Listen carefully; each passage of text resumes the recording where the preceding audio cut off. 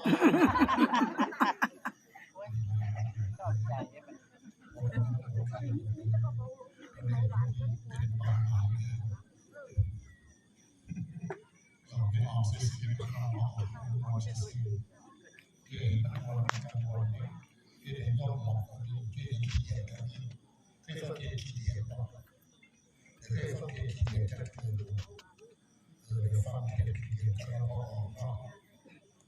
ไปจำสิ่งที่สิ่งแล้วไปปฏิบัติธรรมงานปฏิบัติบางทีแล้วก็ไปปฏิบัติธรรมออกงานซ้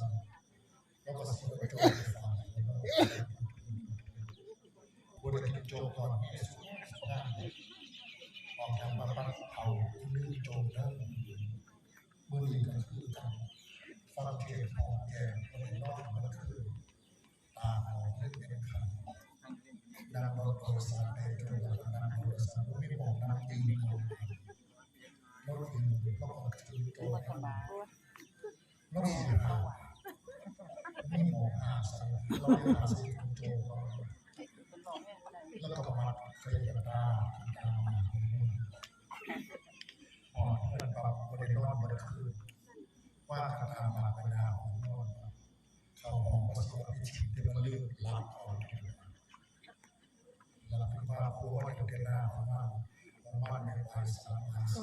ลื่นกระตือเลย ผู้ชายมันคือเพิ่นคือเอียงว่ะพระธาตุเพิ่นคือเอียง แต่ของกล้องเอียงเนาะ เด้อ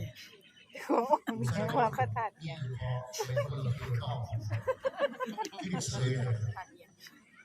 กินหางเยอะสุดคนได้กินแล้วเราบอกกินอย่างเดียว